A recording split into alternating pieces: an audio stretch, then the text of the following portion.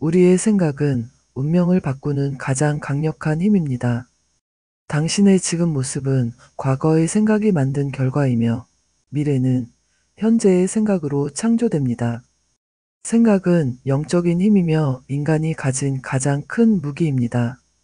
세상은 인류의 집단적 사고의 결과이고 각 나라의 현재 상태도 그 나라의 생각의 결과입니다. 개인의 삶 역시 자신의 생각이 만들어낸 결과물입니다. 안녕하세요. 영혼의 바람입니다. 오늘 소개할 책은 헨리 토마스 햄블린의 생각의 힘입니다. 저자는 20세기 초반 영국의 영성 작가이자 스승으로 생각의 법칙과 영적 성장에 대한 깊은 통찰을 전해 주었습니다. 오늘은 1장부터 6장까지 생각이 어떻게 우리의 행동과 환경을 만들어내는지, 그리고 어떻게 생각을 올바르게 통제할 수 있는지 알아보겠습니다. 생각의 힘 1편 헨리 토마슨 햄블린 1장 생각은 행동의 원인이다. 의식적인 마음과 잠재의식이 있다. 의식적인 마음은 감각을 통해 지식과 경험을 수집한다. 책과 대화, 경험을 통해 배운다. 이성적으로 판단하고 결론을 도출한다. 결국 이러한 생각들은 잠재의식 속으로 내려간다. 잠재의식은 행동의 마음이다. 모든 행동에 대해 책임이 있다. 기억과 본능이 자리 잡은 곳이다. 엄청난 힘의 저장소이며 놀라운 지능을 가지고 있다. 생명을 가능하게 하는 신체 내의 모든 복잡한 과정을 수행한다. 가장 현명하고 박식한 사람들도 그 놀라운 힘을 완전히 이해할 수는 없지만 우리는 그것을 통제하는 방법을 알 수 있을 만큼은 알고 있다. 통제함으로써 우리의 행동을 통제할 수 있고 행동을 통제함으로써 우리의 삶을 만들어가며 운명이라 불리는 것을 극복할 수 있다. 잠재의식은 매우 지능적이고 놀라운 힘을 가지고 있음에도 불구하고 전적으로 암시에 따라 움직인다. 즉, 전달받은 생각을 맹목적이고 충실하게 따른다는 것이다. 따라서 우리의 생각에 따라 어떤 행동이 나올지가 결정된다. 만약 악한 생각이 잠재의식으로 전달되면 파괴적인 악한 행동이 자연스러운 결과로 나타날 것이다. 약하고 실패하는 생각을 품으면 실패로 이어지는 약한 행동이 불가피하게 따를 것이다. 반면에 좋은 생각을 하면 건설적인 좋은 행동이 나오고 강하고 성공적인 생각을 하면 성공과 성취로 이어지는 강건하고 건설적인 행동이 나올 것이다. 악한 생각을 하면서 좋은 행동을 이끌어내는 것은 불가능하다. 많은 사람들이 시도해왔다. 그들은 나는 겉으로는 존경받을 만하고 비난받지 않는 삶을 살 것이다. 하지만 비밀리에 이런 생각을 할 것이고 즐거우니까 마음속에 품고 있을 것이다. 그렇지만 더 이상 나아가지는 않을 것이다. 악한 행동은 파멸과 재앙으로 이어진다는 것을 알기 때문이다. 그러므로 가장 친한 친구조차도 속일 것이다. 겉으로는 모범적일 것이지만 생각으로는 악할 것이다. 이중생활을 하겠다. 외부인에게는 한 모습을, 생각의 세계에서는 다른 모습을 보일 것이다. 이렇게 하면 생각으로는 악을 즐기면서도 그 대가는 피할 수 있을 것이다. 라고 말한다. 이런 사람은 잠재의식의 힘과 충실성을 계산에 넣지 않은 것이다. 즐기며 곱씹는 모든 악한 생각은 이 인내심 많은 거인에게 강력한 암시로 작용하다가 마침내 더 이상 견딜 수 없게 되면 악한 행동의 형태로 삶 속에 터져 나온다. 그것은 품어왔던 생각들의 정확한 복제품이다. 이것이 왜 모범적인 행실을 보여왔던 사람들이 갑자기 잘못된 길로 빠져 파멸에 이르는지를 설명해 준다. 그들은 단순히 자신의 생각의 결실을 거두고 있는 것이다. 이것이 비밀스러운 악한 생각에 빠지는 대다수의 경우에 해당하지만 용기가 부족하거나 기회가 없어서 악한 행동으로 터져 나오지 못하는 사람들도 있다. 그들의 악한 생각은 만족될 수 없는 특정한 감정들을 일으키고 이는 억압될 수밖에 없다. 억압의 결과는 어떤 의술로도 치료할 수 없는 만성적인 건강 악화이거나 인간의 능력으로는 치료가 불가능한 기질적 질병이다. 독자들은 이런 방식으로 고통받는 모든 사람이 악한 생각을 했다고 상상해서는 안 된다. 하지만 이는 분명히 일부 사람들이 문자 그대로 자신을 파괴할 수 있는 방법 중 하나이다. 이 예시는 단지 악한 생각의 영향을 보여주기 위한 것이며 대부분의 독자들은 자신의 친구와 친척들 사이에서 이러한 증거를 보았을 것이다. 우리 독자 대부분은 의심할 여지 없이 이런 종류의 생각을 하지 않을 것이다. 하지만 같은 법칙이 잠재의식에 전달되는 모든 종류의 생각에 작용한다. 건설적인 생각과 파괴적인 생각이 있는데 때로는 긍정적이고 부정적인 것으로도 불린다. 우리가 지속적으로 어떤 종류의 생각에 머물며 잠재의식에 전달하느냐에 따라 삶에서의 행동이 결정된다. 만약 우리가 파괴적이고 부정적인 생각에 빠지도록 허용한다면, 그리고 불행하게도 이는 노력이 필요하지 않기 때문에 자주 일어난다. 파괴적이고 부정적인 행동이 불가피한 결과로 나타날 것이다. 반면에 긍정적이거나 건설적인 생각을 한다면 이것은 언덕을 오르는 것처럼 노력이 필요하다. 자연스러운 결과로 건설적인 행동이 나타난다. 예를 들어 증오에 굴복하고 자신의 잘못을 곱씹는 사람은 살인을 생각하게 될 것이고, 만약 살인에 대한 생각을 즐긴다면 때가 되면 살인을 시도하게 될 수 있다. 반면에 같은 사람이 자신의 잘못에서 마음을 돌리고 용서의 생각을 한다면 더 나아가 자신을 해친 사람에게 선이나 좋은 생각을 품는다면 그의 삶은 행복하고 평화로워지며 가장 높은 의미에서 성공적이 될 것이다. 또한 약하고 두려운 생각에 굴복하는 사람, 사업이 실패를 두려워하는 사람, 운이 나빠지는 것을 두려워하는 사람, 이런 사람은 아마도 실패할 것이다. 그의 모든 행동이 약하고 우유부단하며 성공에 필요한 힘과 결단력이 부족할 것이기 때문이다. 반면에 그가 모든 약한 부정적인 생각, 가능한 실패에 대한 모든 생각을 버리고 계속해서 성공을 확신하는 생각으로 마음을 단련한다면, 다시 말해 잠재의식의 성공에 대한 강한 암시를 전달한다면 그런 사람은 삶에서 성공할 것이다. 그의 행동이 강하고 결단력 있을 것이기 때문이다. 이 법칙의 작용을 보여주는 예시들로 책을 가득 채울 수 있지만 이 작은 책에서는 이 두 가지로 충분할 것이다. 법칙은 불변이며 속이거나 피할 수 없다. 우리가 생각하는 것은 조만간 행동으로 옮겨지고 우리의 행동에 우리의 삶이 달려있기 때문에 생각을 통제함으로써 우리의 삶을 다스릴 수 있다는 것을 알 수 있다. 생각을 통제함으로써 우리는 행동을 다스리고 행동을 다스림으로써 우리의 삶과 환경을 만들어가며 이로써 우리의 운명을 형성한다. 인생은 우연이나 운의 문제가 아니다.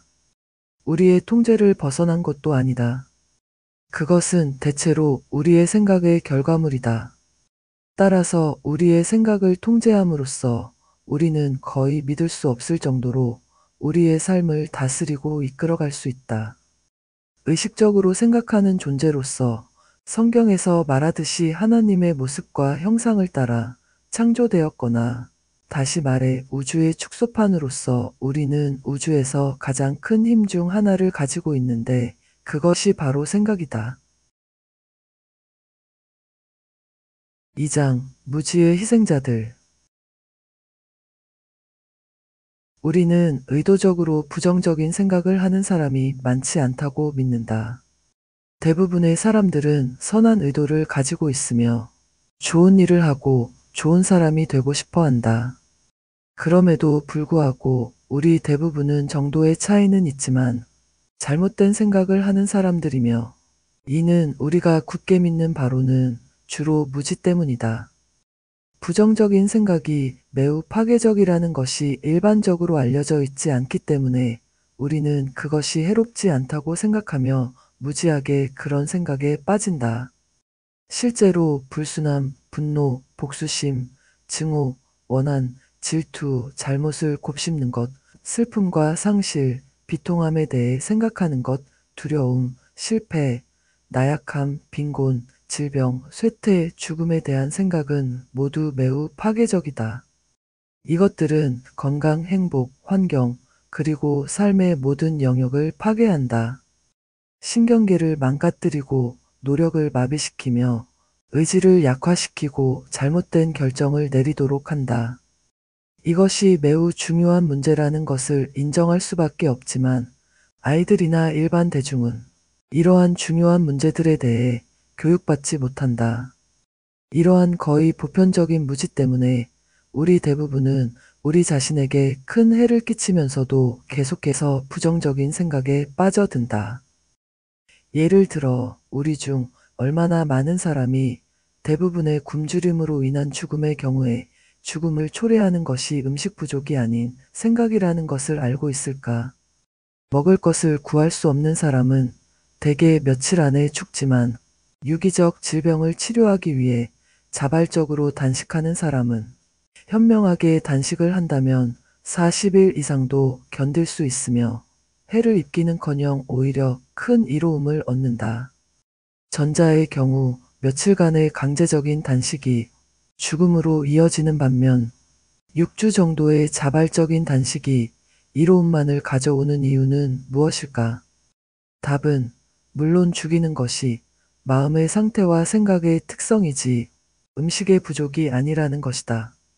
또한 며칠간의 굶주림 후에 사람은 대개 극도의 쇠약과 탈진 상태에 빠진다.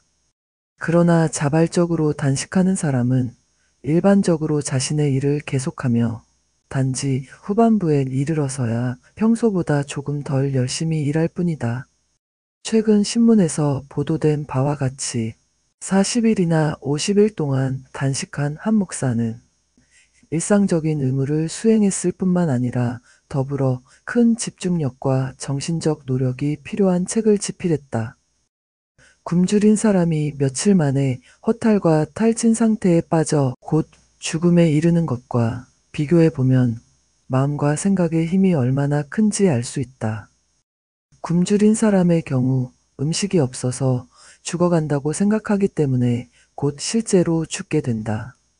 단식하는 사람은 단식을 통해 건강이 개선된다고 생각하기 때문에 결과적으로 소위 불치병이라 불리는 유기적 질병까지도 극복하며 건강이 개선된다. 최근 신문에는 중요한 인물들이 자발적으로 장기 단식을 하여 건강을 되찾은 많은 사례가 보도되었다. 하지만 이는 결코 새로운 것이 아니다. 내가 아는 한 이러한 치료 방법은 25년 전이나 그 이전부터 특정 집단에서는 잘 알려져 있었다. 다만 그것의 정신적 측면이 진정한 가치만큼 인정받지 못했던 것 같다. 굶주린 사람도 만약 처음에 영양 상태가 좋았다면 단식하는 사람만큼 오래 살 수 없는 이유가 없다. 단식하는 사람처럼 생각할 수만 있다면 가능할 것이다. 하지만 먼저 단식이 건강에 이롭다는 것을 확신해야 하는데 이는 무지와 편견이 쉽게 사라지지 않기 때문에 쉽지 않을 것이다. 또한 인간은 미래를 걱정하는 경향이 있어서 아마도 강제적인 단식이 유익한 단계나 한계를 넘어선 후에 음식을 구할 수 없을 것을 걱정하며 불안에 휩싸일 것이다. 하지만 굶주린 사람을 죽이는 것은 음식의 부재가 아닌 그의 마음 상태라는 사실은 변함없다. 그를 죽이는 것은 두려운 생각들이며 단식하는 사람을 살아있게 하고 일할 수 있는 힘을 주는 것은 치유될 것이라는 생각과 기대인 것이다. 이러한 몇 마디 말로 내가 무분별한 단식을 지지한다고 생각해서는 안 된다. 잘못 계획된 단식은 큰 해를 끼칠 수 있다. 단식은 어떤 경우에는 유익하지만 경험 있는 감독 하에 이루어져야 한다. 또 다른 측면에서 무지가 있는데 그것은 생각을 통제할 수 있다는 가능성에 대한 것이다. 런던의 교통경찰이 교통을 통제하고 규제하는 것처럼 우리의 생각도 통제하고 규제할 수 있다는 사실이 일반적으로 알려져 있지 않다. 경찰관이 손을 들면 뒤에 차량들이 즉시 멈추고 교차로에 다른 차량들이 지나가도록 한다. 우리의 생각도 이와 같은 방식으로 통제하고 규제할 수 있다. 바람직하지 않은 파괴적인 생각들을 멈추게 하고 바람직하고 건설적인 성격의 다른 생각들을 장려할 수 있다.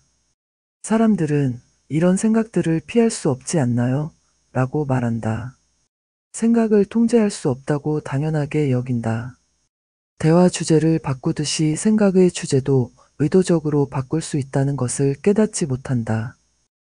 우리 모두는 대화가 불쾌해질 때 주제를 바꾸지만 얼마나 많은 사람들이 의지를 발휘하여 같은 방식으로 생각의 주제를 바꾸고 있을까? 하지만 이것은 할 수 없다고 생각하고 말하는 대신 실제로 하기만 한다면 거의 같은 정도로 쉽게 할 수 있다. 생각의 주제를 바꾸는 것뿐만 아니라 아예 생각하지 않는 것도 가능하다. 둘 다 매우 가치 있는 능력이며 오직 연습과 자기 훈련을 통해서만 얻을 수 있다. 하지만 우리 중 가장 약한 사람이라도 꾸준히 조용히 노력한다면 이를 얻을 수 있다. 특별히 영리하거나 재능이 뛰어나거나 남다를 필요는 없다. 실제로 우리는 정신적 재능, 의지력, 지적 능력에서 평균 이하일 수도 있다. 그러나 조용히 꾸준하다면 시간이 지나면서 우리의 생각을 극복하는 법을 배울 수 있다. 생각의 주인이 되면 자신의 주인이 되고 자신의 주인이 되면 삶의 주인이 된다. 이는 삶의 경험들을 거부함으로써가 아니라 평온한 마음과 굳건한 믿음, 불굴의 정신으로 그것들을 가능한 최선의 방법으로 다룸으로써 이루어진다. 3장 암시의 희생자들. 우리는 모두 정도의 차이는 있지만 암시의 희생자다. 강한 정신력을 가진 비양심적인 사람들은 다른 사람을 이용하기 위해 의도적으로 암시를 사용한다.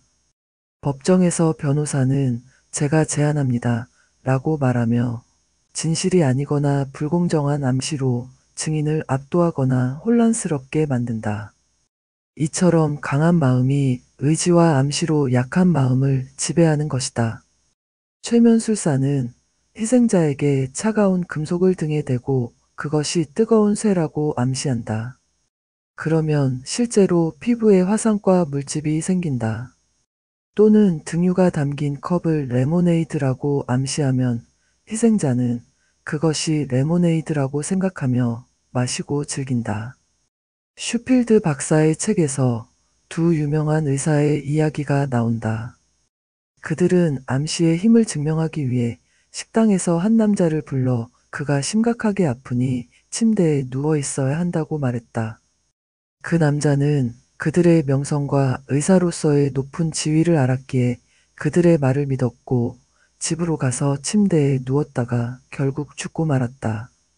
의사들 중 누구도 이 어리석고 비난받을 만한 행동이 가벼운 질병 이상의 결과를 초래할 것이라고는 예상하지 못했을 것이라고 믿는 것이 공정하고 자비로운 태도일 것이다.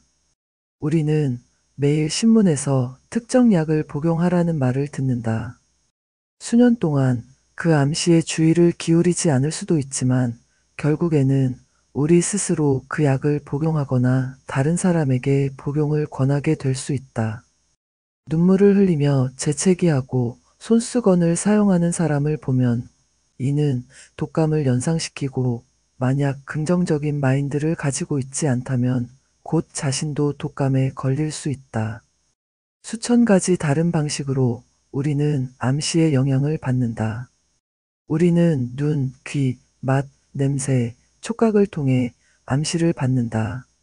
모든 곳에서 암시의 희생자가 되지만 긍정적인 마인드를 가지고 모든 형태의 암시에 대해 면역력을 기르는 법을 배우지 않는다면 계속해서 희생자가 될 것이다.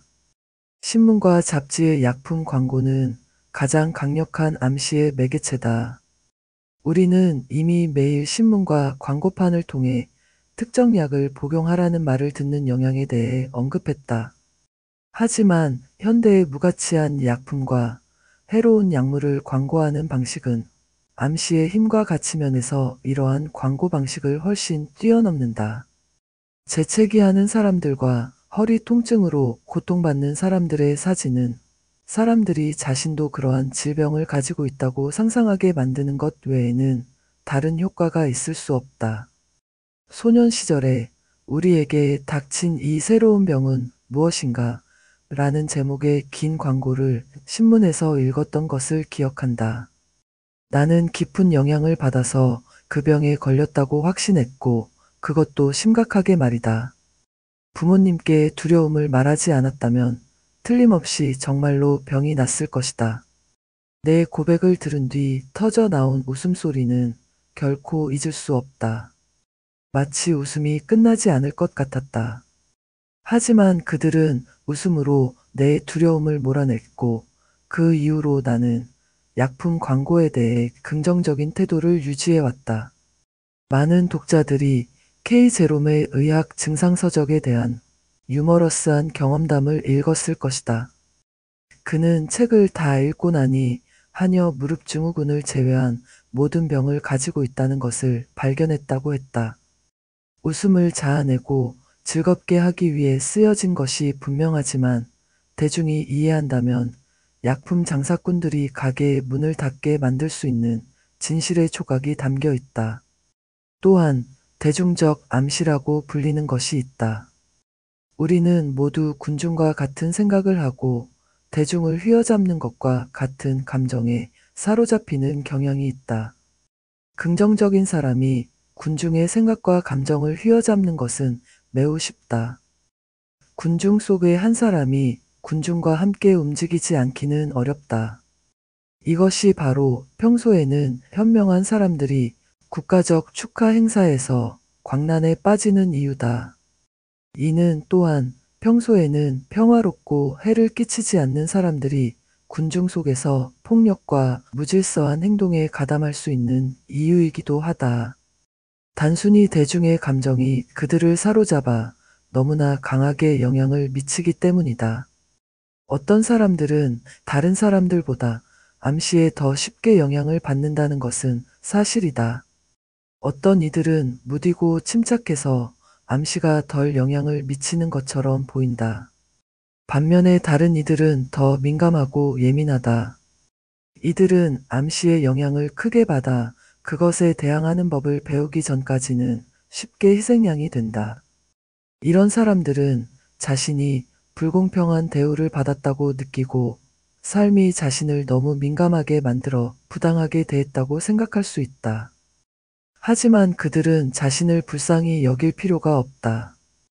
오히려 감사할 일이 많은데 이런 유형의 사람들이 암시가 적절하고 과학적으로 사용될 때 가장 큰 혜택을 받을 수 있기 때문이다.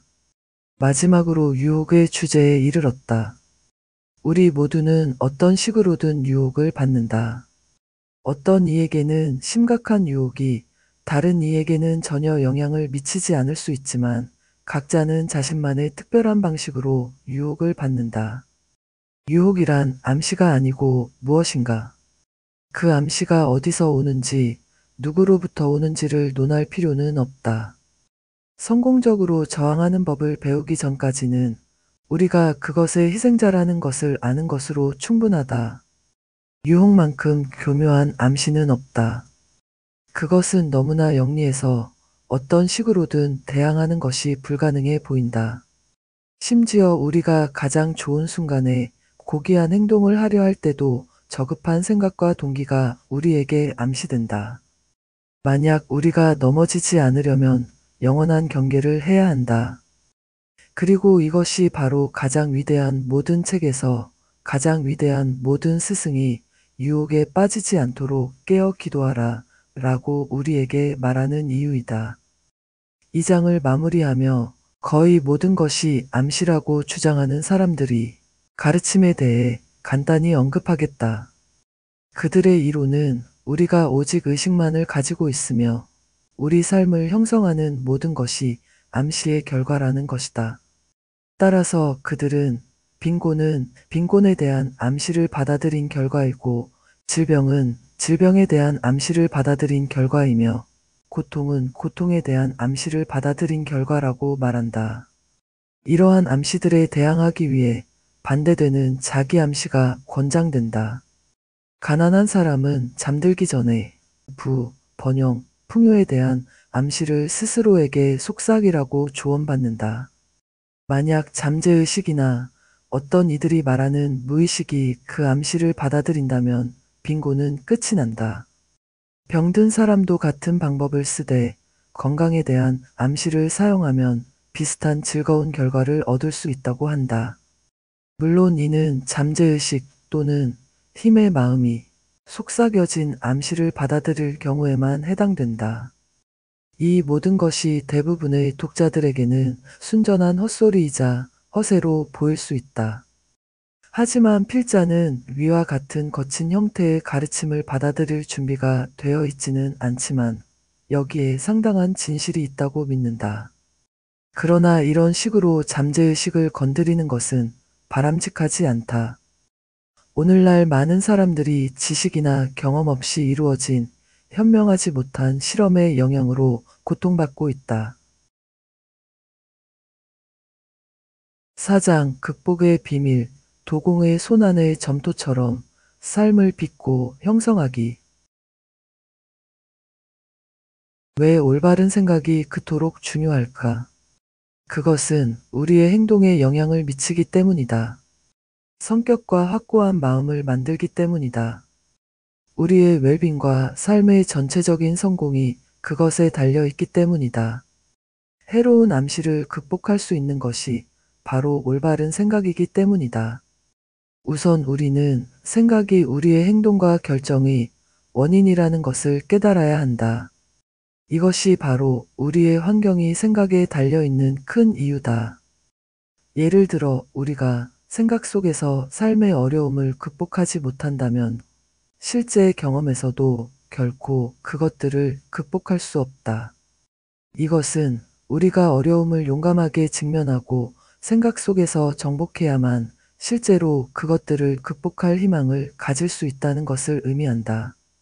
한편으로 사람들에게 자신의 불행에 대해 생각하지 말고 대신 즐거운 것들을 생각하라고 조언하는 것은 좋은 조언이지만 이는 고민에 빠지는 것만큼이나 파괴적인 사고 습관으로 이어질 수 있다.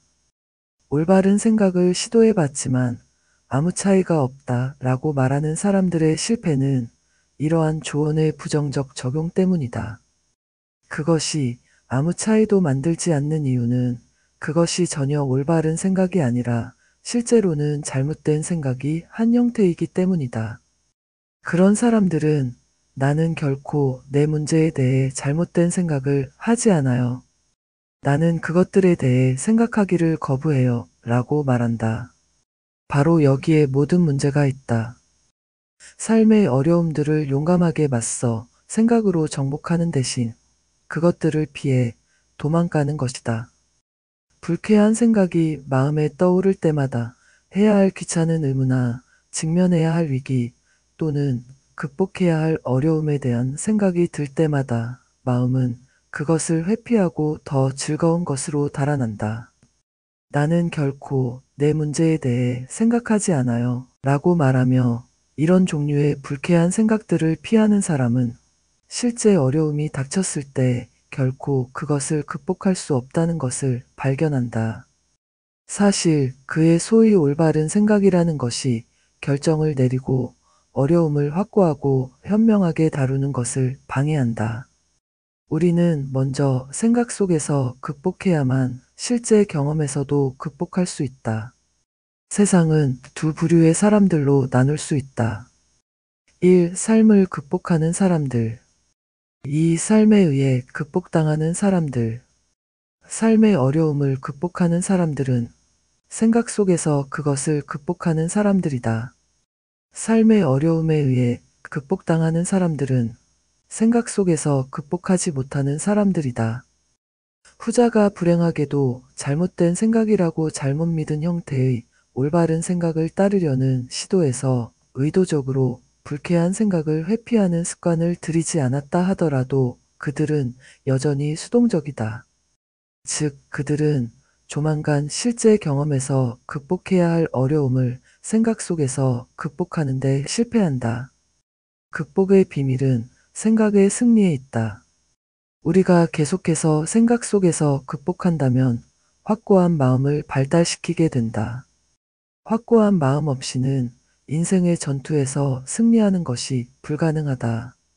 반면에 인간의 해결 능력 안에 있는 어떤 어려움도 확고한 마음으로는 극복할 수 없는 것이 없다. 실제로 한 사람의 마음이 특정한 목표를 향해 확고하게 향해 있다면 그는 진정으로 성공할 뿐만 아니라 기대하거나 희망했던 것을 넘어서는 놀라운 일들이 일어나거나 성취될 수 있다. 마음은 어려움을 생각 속에서 만나고 생각 속에서 어려움을 향해 전진하며 그리고 나서 마음과 의지의 무게를 그 뒤에 두면서 계속해서 강해진다. 그러면 전인이 전진하여 어려움을 완전히 뚫고 승리적으로 반대편으로 나아간다. 이는 내면의 힘을 생성하며 이 힘은 축적되어 실제 경험에서 어려움을 만났을 때 성공적으로 극복하도록 돕는다. 이것은 걱정과는 완전히 다른 것이다. 걱정은 파괴자다. 우리의 문제를 걱정함으로써 우리는 가장 파괴적인 감정 중 하나인 두려움을 자극할 뿐만 아니라 생각이 끝없이 반복되는 홈을 뇌에 새긴다. 걱정의 습관을 통해 뇌는 그렇게 구조화되거나 배열되어 걱정이 하나의 습관이 된다. 다시 말해, 다가올 문제에 대한 생각이 들거나 삶이나 일에서 뭔가 잘못되거나 뭔가 잘못되었다고 생각하거나 잘못될 것이라고 우려할 때마다 즉시 걱정을 위한 뇌세포들이 자극을 받아 행동을 시작한다. 이미 신경 에너지로 가득 차 폭발을 기다리고 있던 이 세포들이 작동하면서 생각들은 만들어진 홈을 따라 계속해서 맴돈다. 그러면 마음의 평화는 안녕, 잠도 안녕, 시간이 지나면 건강도 안녕이다. 어떤 사람들은 걱정하는 성격을 타고난다. 그들은 부모로부터 이를 물려받는다. 필자도 그중 한 사람이다. 반면에 어떤 사람들은 어떤 것에 대해서도 전혀 걱정하지 않는다. 만약 그들이 사형 선고를 받았다 해도 아마 앉아서 책을 읽을 것이다. 집행인이 옆에 서 있다 해도 아마도 이 장을 끝낼 때까지 잠시만 기다려 주시겠습니까?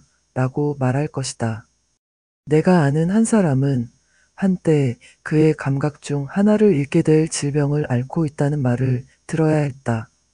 자, 이것에 대해 걱정하지 않도록 노력해야 합니다. 라는 말을 들었을 때 그는 조용하고 평온한 웃음을 지으며 이렇게 말했다. 걱정하지 않을 겁니다. 우리 가족은 걱정하는 가문이 아닙니다. 우리는 이를 있는 그대로 받아들이며 결국 그것들이 생각만큼 그렇게 끔찍하지 않다는 것을 알게 됩니다. 항상 보상받는 것들이 있습니다. 이는 사람들의 성격과 기질에 놀라운 차이가 있다는 것을 보여준다. 하지만 걱정하는 사람의 비율이 걱정하지 않는 사람보다 훨씬 더 높다고 생각한다. 걱정이 매우 중요한 주제이므로 별도의 장을 할애해야 할 것이다. 우리가 우리의 문제나 상상 속의 두려움에 대해 걱정해서는 안 되지만 생각과 의지로 그것들을 담대하게 맞서야 한다. 절대로 그것들로부터 도망쳐서는 안 된다. 아마도 이보다 더 부정적이고 파괴적인 것은 없을 것이다. 문제에 직면하기를 거부하고 계속해서 사안을 회피하는 사람들이 일반적으로 가장 큰 걱정거리를 안고 있다.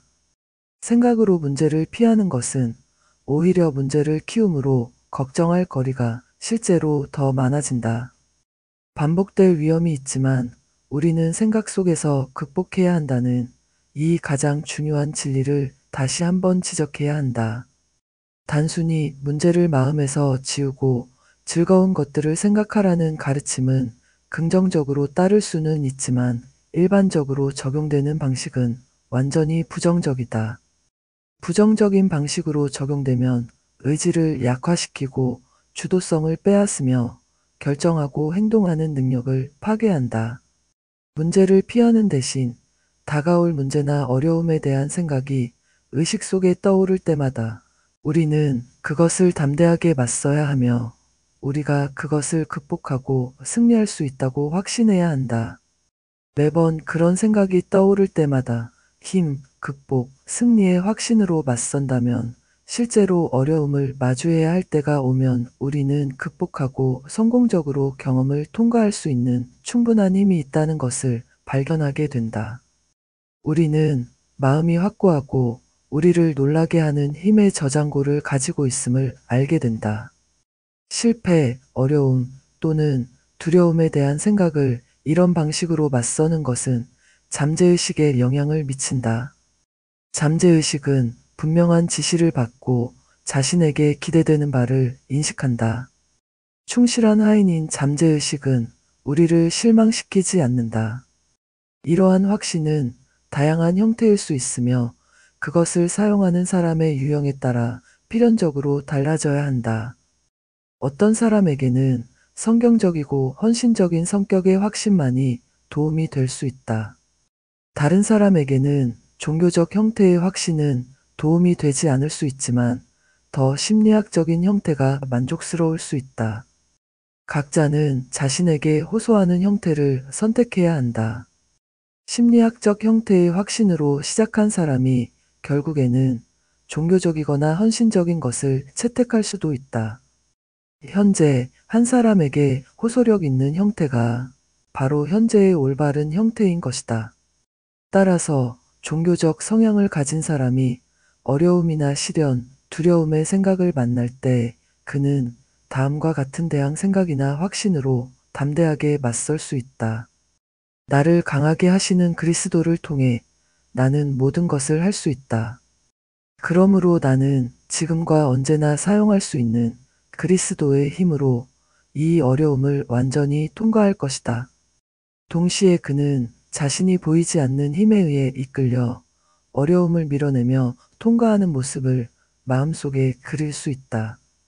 시간이 지나면서 모든 어려움과 두려움을 승리에 밀어내므로 정신적으로 맞서는 습관이 형성된다. 생각 속에서 그것들을 피하는 대신 자연스럽고 습관적으로 승리의 느낌으로 맞서게 된다. 이렇게 하는 사람은 매우 강해지고 확고해지며 인내심이 있고 끈기 있으며 성격이 크게 된다. 다른 유형의 사람은 종교적 형태의 확신을 사용할 수 없을 수 있지만 비슷하면서도 다른 형태를 사용할 수 있다. 그는 단순히 성공, 승리, 극복이라는 단어들을 반복함으로써 어려움이나 두려움의 생각을 맞설 수 있다. 동시에 자신이 이해하지 못하지만 내면에서 솟아나는 힘들에 의해 지지되고 강화되어 승리적으로 어려움을 통과하는 모습을 그릴 수 있다. 이러한 마음가짐을 기르면서 성격이 믿을 수 없을 정도로 향상되기 때문에 삶이 크게 변화된다.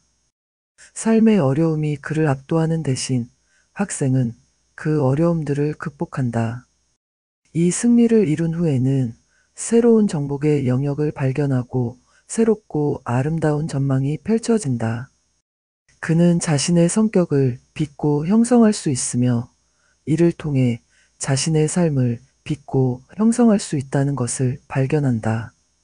어떤 사람들은 정신적 이미지의 형태로 생각한다. 그들의 삶의 성격과 환경의 특성은 그들의 정신적 이미지의 특성에 달려 있다. 따라서 만약 그것들이 문제, 실패 등에 관한 것이라면 반대되는 긍정적인 것으로 바꾸어야 한다.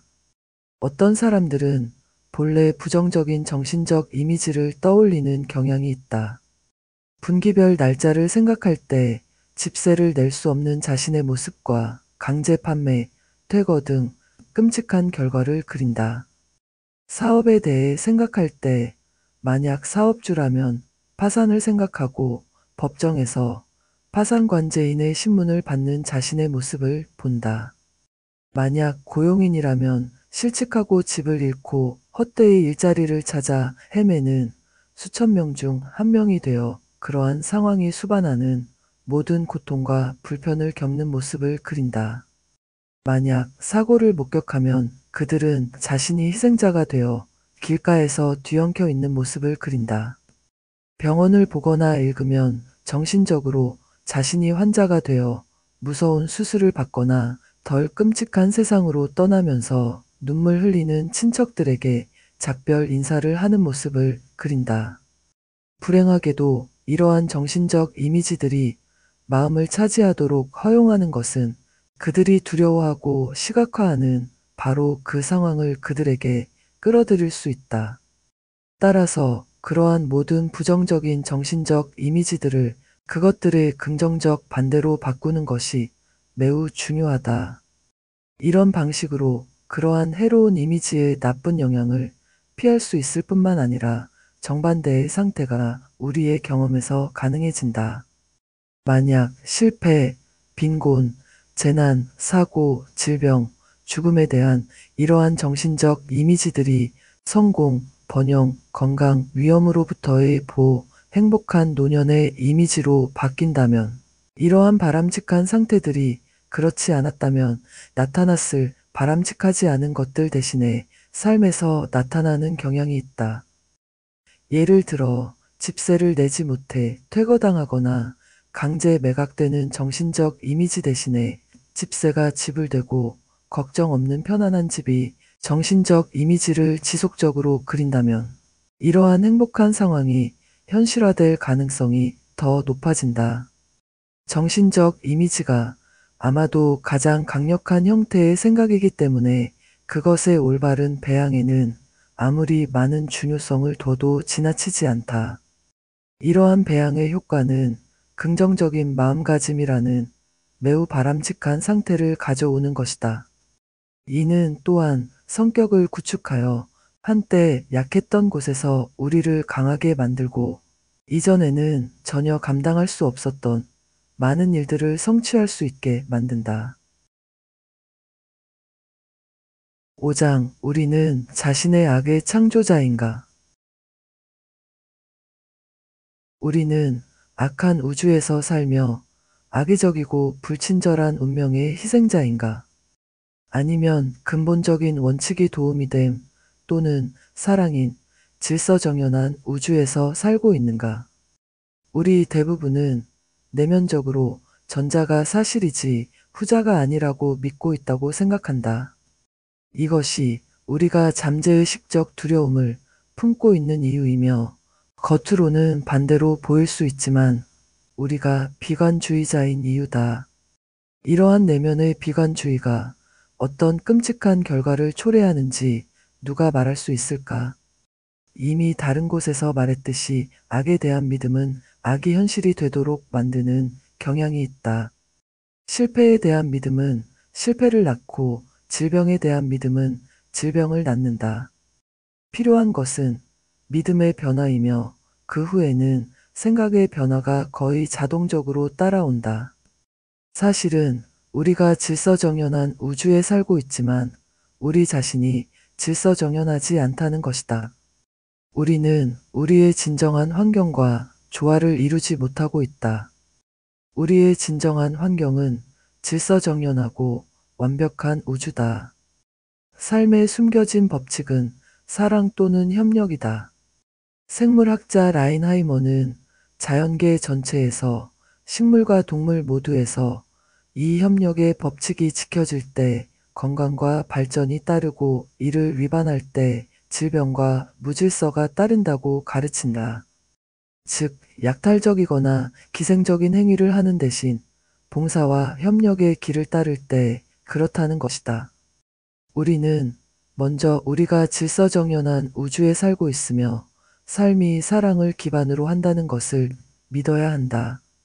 또한 우리 자신의 악이나 우리 삶의 무질서의 원인이 우리 자신 안에 있다는 것을 믿고 인정해야 한다.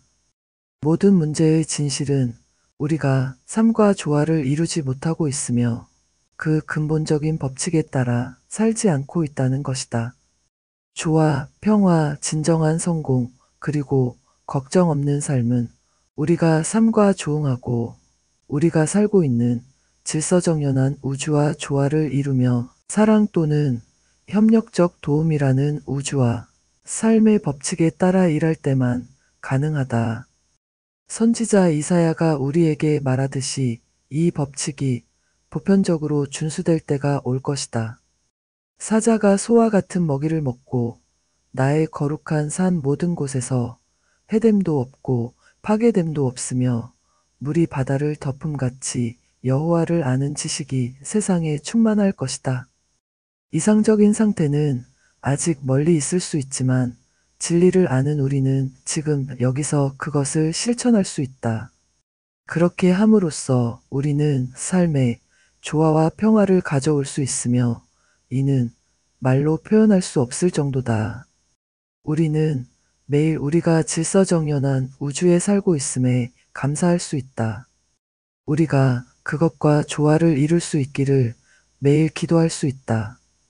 우리는 매일 협력과 도움이 되는 봉사라는 근본적인 원칙이나 법칙에 따라 생각하고 행동할 수 있다. 삶의 모든 상황에서 우리의 첫 번째 생각은 내가 무엇을 얻을 수 있는가가 아니라 얼마나 도움이 될 수 있는가가 될 것이다. 이는 물론 세속적 기준으로는 어리석은 것이지만 실제로는 가장 높은 지혜이며 진정한 조화, 만족, 평화의 삶을 이루는 길이다. 한때 어떤 마을에 현명한 사람이 살았는데 많은 사람들이 조언과 정보를 구하러 왔다. 어느 날 그 마을의 새로운 주민이 현명한 사람을 찾아와 이곳에 사는 사람들은 어떤 사람들입니까? 라고 물었다. 현명한 사람은 당신이 이전에 살던 마을의 사람들은 어떠했습니까? 라고 되물었다. 새로운 주민은 그들은 불행한 사람들이었습니다. 불친절하고 인색하고 이웃과 어울리지 않고 함께 지내기가 매우 어려웠습니다. 라고 대답했다. 현명한 사람이 말했다. 그렇다면 여기서도 똑같은 사람들을 만나게 될 것입니다. 얼마 후 또 다른 새로운 주민이 현명한 사람을 찾아와 같은 질문을 했다. 이곳의 사람들은 어떤 사람들입니까? 노인은 다시 당신이 이전에 살던 마을의 사람들은 어떠했습니까? 라고 물었다. 두 번째 새로운 주민이 대답했다. 그들은 훌륭한 사람들이었습니다. 친절하고 우호적이며 선함이 가득했습니다. 그들을 떠나기가 매우 아쉬웠습니다. 현명한 사람이 말했다. 그렇다면 여기서도 똑같은 사람들을 만나게 될 것입니다. 약간 과장된 것 같다고 생각할 수 있지만 여기에는 중요한 진리가 담겨 있다. 우리 각자의 개인적인 세계는 우리는 각자 자신만의 작은 세계에서 살고 있으므로 우리의 생각에 삶을 반영한다. 우리는 생각에 따라 그것을 증오와 불화 또는 사랑과 조화로 채운다. 우리의 삶은 우리가 유일한 실제인 신성한 질서와 조화를 이루지 못하는 정도만큼 악으로 채워진다. 삶은 많은 실망과 타격을 포함할 수 있지만 본질적으로 선하다. 하지만 이러한 많은 것들은 우리 자신이 만든 것이다. 우리는 중년과 노년의 청년 시절의 잘못이나 죄의 결실을 거두지 않는가. 삶은 선하지만 성격을 형성하는 것이기도 하다. 만약 우리가 그것의 훈련을 기꺼이 받아들이며 그것과 조화를 이루면 많은 불행과 고통을 피할 수 있다. 다시 말해, 우리는 우리 자신의 악을 만들어내는 것을 멈추게 된다. 6장 올바른 생각과 태도가 성공과 번영의 기초다. 성공하는 사람들은 특정한 유형의 마음을 가지고 있다. 그들은 야망, 비전, 추진력, 일하는 능력, 그리고 강한 의지를 가지고 있다. 또한 그들은 결코 자신을 아끼지 않으며 기회가 올 때마다 그것을 잡는다. 하지만 그들의 성공의 주된 원인은 그들의 생각하는 방식에 있다. 그들은 성공과 성취, 풍요와 번영의 관점에서 생각한다. 삶은 시간이 지남에 따라 일관되게 생각하는 유형을 표현하는 경향이 있다. 만약 우리가 지속적으로 성공과 번영의 관점에서 생각한다면 조만간 우리는 크든 작든 이러한 것들을 우리의 삶에서 표현하게 된다. 즉, 우리의 능력에 따라 우리는 우리의 경우에 가능한 가장 큰 성공을 이룰 수 있다. 우리가 모두 나무의 꼭대기에 올라갈 수는 없지만 우리 각자는 우리의 특별한 재능에 맞는 최고의 위치까지 올라갈 수 있다. 자신이 무엇이든 할 수 있다고 생각하지만 실제로는 아무것도 제대로 할 수 없는 특이한 경우를 제외하고 우리 모두는 우리가 믿을 수 있는 것보다 훨씬 더 많은 것을 성취할 수 있다. 우리 안에는 우리가 꿈꾸지 못했던 능력들이 숨겨져 있다. 우리의 책임이 커질수록 우리의 능력도 함께 증가하는 것처럼 보인다. 삶이 우리에게 더 높은 성취를 요구할 때 놀랍게도 그 힘과 능력이 나타난다. 이는 우리 자신에게도 놀라운 일이며 아마도 우리 친구들에게는 더욱 놀라운 일일 것이다. 나는 의도적으로 많은 실패한 사람들과 대화를 나눠보았다. 여기서 실패한 사람들이란 절제하고 열심히 일하며 성공하기를 원하지만 아무리 도움을 주고 훌륭한 기회가 주어져도 항상 바닥으로 가라앉는 사람들을 말한다. 그들 모두에게서 나는 같은 유형의 사고 습관을 발견했다. 그들은 빈곤과 실패의 관점에서 생각한다. 이 때문에 그들의 모든 행동과 결정은 그들 자신도 모르는 사이에 빈곤한 상황과 실패를 가져오게 된다. 동등한 능력을 가진 사람들이라도 같은 정도로 성공하지는 않는다. 한 사람은 운이 좋아 보일 수 있고 다른 사람은 매우 불운해 보일 수 있다. 하지만 나는 그 차이의 원인이 마음에 있다고 확신한다. 한 사람은 성공과 성취에 대한 확고한 생각을 가지고 있어서 이것이 중심이 되어 그의 의식적, 잠재의식적 생각이 그 주위를 돈다. 반면 다른 사람은 실패에 대한 확고한 생각이나 두려움을 가지고 있어서 그의 생각이 계속해서 그것을 중심으로 돈다. 한 사람은 성공적인 성취를 위해 활력이 넘치고 영감을 받지만 다른 사람의 노력은 실패와 파멸에 대한 숨겨진 생각이나 두려움으로 인해 약화되고 그의 에너지는 소진된다. 물론 성공적인 유형의 마음을 타고날 수도 있고 다른 사람은 실패하는 유형을 물려받을 수도 있지만 그가 항상 실패자로 남아야 한다는 의미는 아니다. 그의 마음의 유형은 생각을 바꿈으로써 변화될 수 있다. 이를 위해 그는 비싼 정신 전문의나 치료사의 도움을 받을 필요가 없다. 그는 생각을 바꿈으로써 스스로 일을 할 수 있다. 생각을 바꿈으로써 그는 점진적으로 실패에 대한 고정관념을 성공의 관념으로 전환한다. 마음의 태도가 바뀌고 생각들은 새로운 방향으로 흐르도록 훈련된다. 이는 시간이 지나면서 전체 인간을 변화시켜서 그는 돌처럼 가라앉는 대신 물에 뜨는 코르크처럼 떠오르게 된다.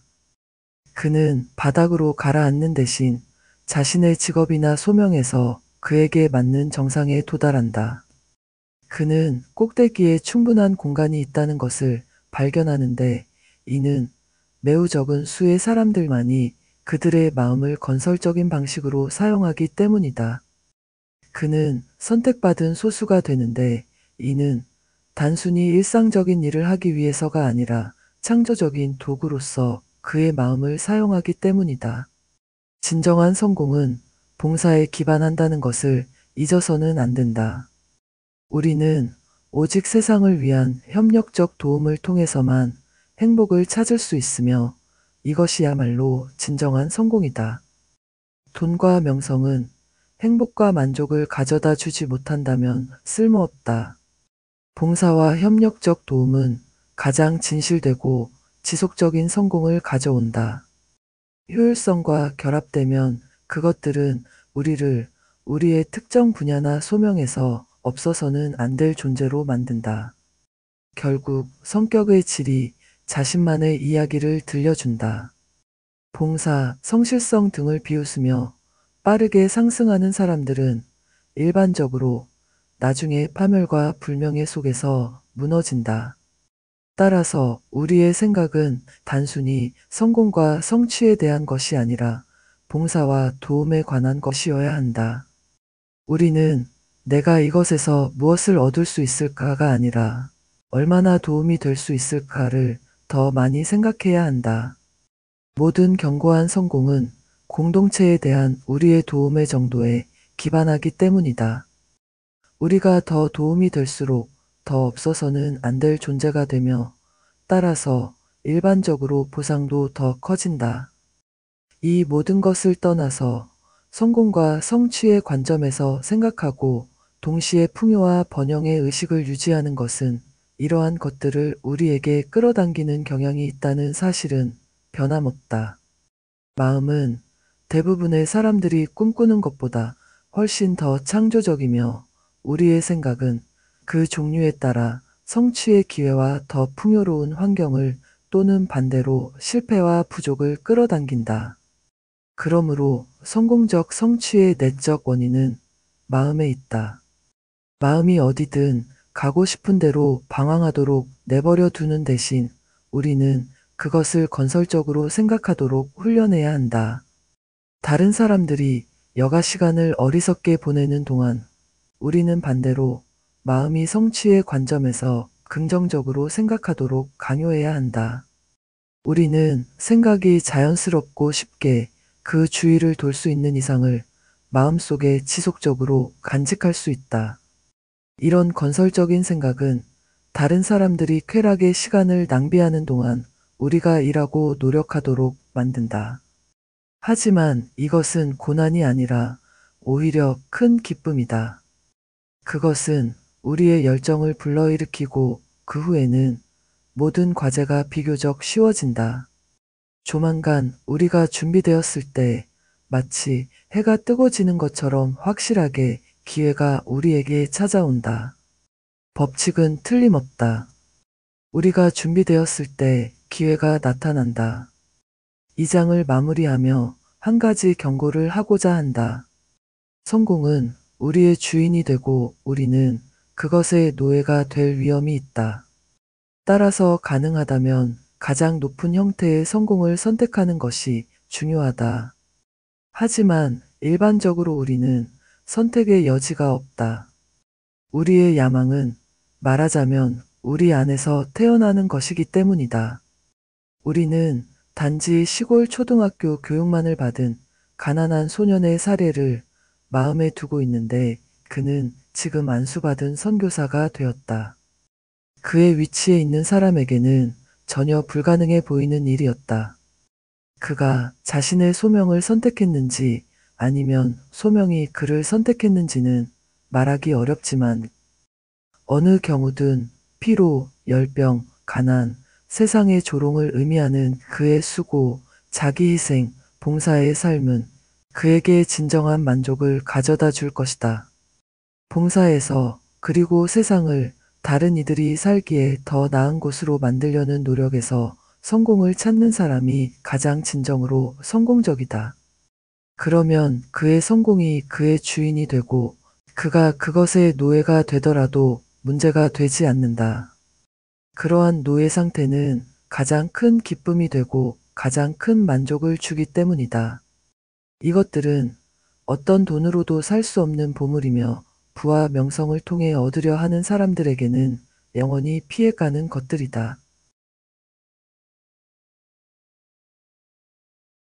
우리는 생각이 행동의 원인이 되며 부정적인 생각은 파괴적인 결과를, 긍정적인 생각은 건설적인 결과를 가져온다는 것을 배웠습니다.